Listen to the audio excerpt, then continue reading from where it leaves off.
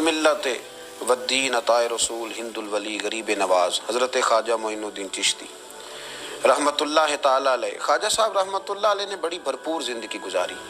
आपकी कुछ तालीमात अर्ज़ करना चाह रहा हूँ। ख्वाजा साहब रहमतुल्लाह अलैह ने बड़े सख्त रियाज़तें की, मुजाहिदे किए, दिन भर तबलीग दीन का फरीज़ा सर अंजाम देते। ख्वाजा साहब रहमतुल्लाह ताला अलैह के खुलफा फरमाते हैं कि ख्वाजा साहब रोज़ाना इतना लंगर पकवाते थे, इतना लंगर पकवाते थे, इतना वसी लंगर होता था कि जितने मर्जी लोग शाम तक आते थे लेकिन वो ख़त्म नहीं हुआ करता था। लेकिन अपना हाल ये था कि रात की पकी हुई एक रोटी लेते थे, उसको पानी में भिगो लेते थे। कुछ घंटे जब वो भिगोई रहती थी, नरम हो जाती थी, फिर उसको तनावुल फरमाया करते थे। और फरमाते हैं कि जो काम करते हमने ख्वाजा साहब को सबसे कम देखा है वो है खाना खाते और सोते। ये दो काम करते हमने उन्हें बड़ा कम देखा, और ज़्यादातर उनका वक्त इबादत में, रियाजत में, तिलावत में गुजरा करता था। 50 साल का अरसा उन्होंने इस तरह गुजारा है कि इशा के बाद थोड़ी देर के लिए, चंद घंटों के लिए घर तशरीफ़ ले जाते थे, फिर वापस लौटते थे और फजर तक मस्जिद में इबादत किया करते थे।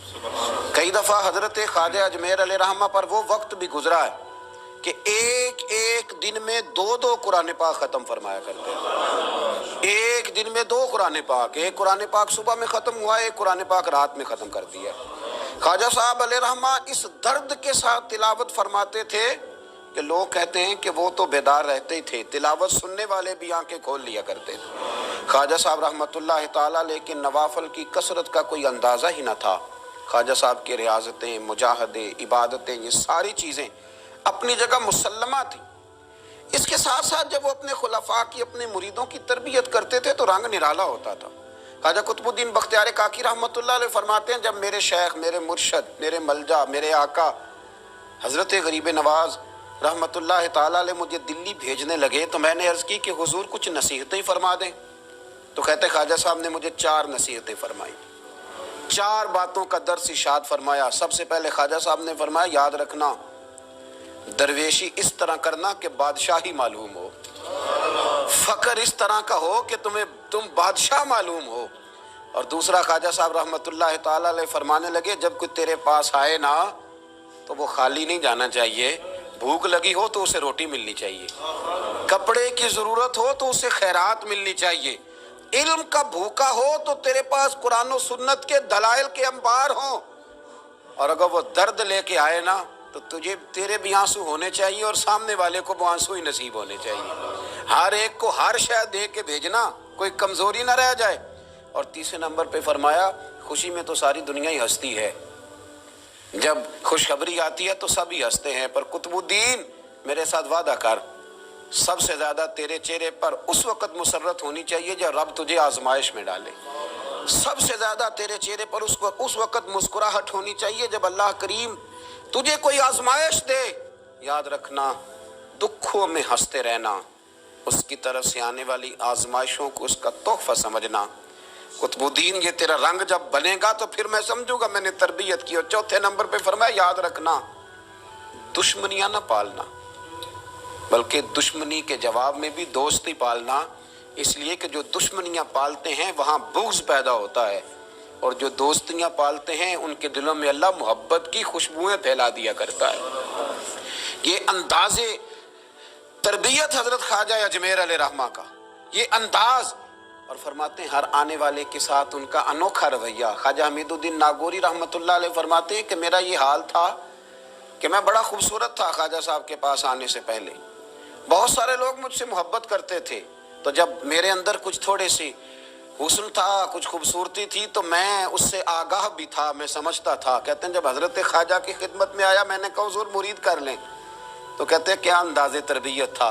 फरमाने लगे जहाँ पहले ही इतने लोग बसते हों वहाँ मोइनुद्दीन कैसे बसेरा करेगा, इतने लोगों की मौजूदगी में मैं कैसे आऊँगा मियाँ, पहले इतने बसाए हुए हैं, सबको निकाल।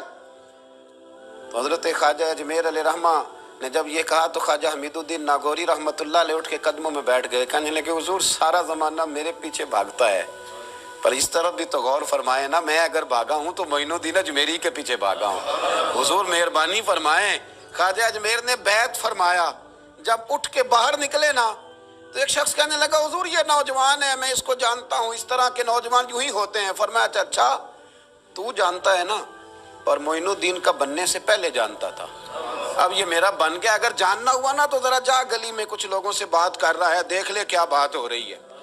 خواجہ امید الدین باہر نکلے تو پرانے یار ملنے آ گئے، انہوں نے کہا چلو، آپ فرمانے لگے میاں اب نہیں جانا، اب دو گلیاں یاد کرنی ہیں، ایک جو شیخ کے گھر جاتی ہے اور دوسری جو واپس آتی ہے، اب دوبارہ بھائی کہیں بھی نہیں جانا۔ نے کہا جناب وہ فلاں بھی بلا رہا ہے۔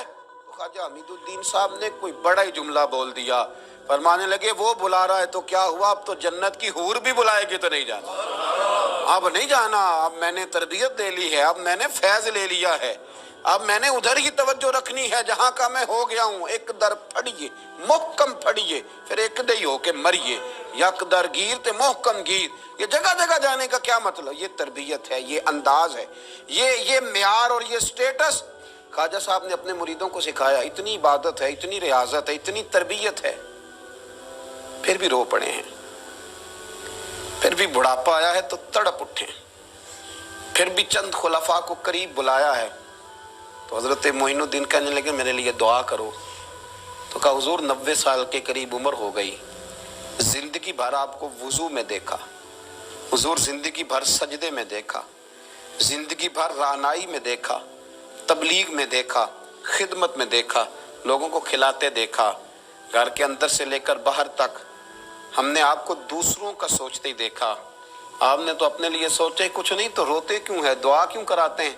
فرمانے لگے یار زندگی پوری عمل کیے ہیں، لیکن میرے لیے دعا کرنا، کہیں ایسا نہ ہو کہ اعمال کی گٹھڑی لے کر جب رب کی بارگاہ میں جاؤں تو مالک کہے کہ عمل تو بڑے ہیں پر میرے لائق کوئی بھی نہیں، بڑے عمل ہیں پر میرے لائق کوئی ہے تو بتا یار، یہ جتنی گٹھڑی ہے نا اعمال کی، تمہیں بڑے بڑے حسین نظر آتے ہیں، پر ان میں سے کوئی مالک کے لائق بن جائے، میری کوئی قبولیت ہو جائے، میری قبولیت میں نیواں تے میرا مرشد اچا تے میں اچیاں دے سنگ لائی، تے صدقے جاواں انہاں اچیاں تو جنہاں نیویں نال نبھائی۔ حضرت خواجہ اجمیر علیہ رحمٰن نے تربیت کی، لوگوں کے مزاج سوارے، لوگوں کے دل سوارے، اور خواجہ صاحب نے تربیت کی اور تربیت کے مراکز بھی قائم فرمائے۔ اجمیر کے فیضان سے پھر دلی میں خواجہ قطب الدین کا مرکز قائم ہوا، پھر اسی فیضان سے پاک پتن میں بابا فرید الدین گنج شکر کا مرکز قائم ہوا، پھر اسی فیضان سے خواجہ نصیر الدین چراغ دہلوی کا مرکز قائم ہوا، پھر اسی فیضان سے مہار شریف کا مرکز قائم ہوا، پھر اسی فیضان سے پیر پٹھان خواجہ سلیمان تونسوی کا مرکز قائم ہوا، پھر اسی تربیت کی روشنی میں حضرت شمس العارفین سیالوی تیار ہوئے، پھر اسی تربیت کی روشنی میں پیر مہر علی شاہ جیسے لوگ تیار ہوئے، پھر اسی ترتیب سے اسی روشنی نے بڑے بڑے مشائخ کو ترتیب دیا، اس لیے کہ وہ مرتب کرنے والے تھے، وہ ترتیب دینے والے تھے، وہ کام کرنے والے تھے۔ بنگلے، کوٹھیاں، جائیدادیں، مکان اور گاڑیوں کے ساتھ لوگوں کے سامنے نمودار نہیں ہوئے، وہ ہوئے تو اپنے تربیت یافتہ خلفاء کے ساتھ نمودار ہوئے، انہوں نے تربیت کی، مراکز بنائے۔ دعا کریں اللہ تعالی ہمیں تعلیمات پر عمل کی توفیق عطا فرمائے، نقش قدم چلنے کی توفیق عطا فرمائے۔ آخر دعوانا ان الحمدللہ۔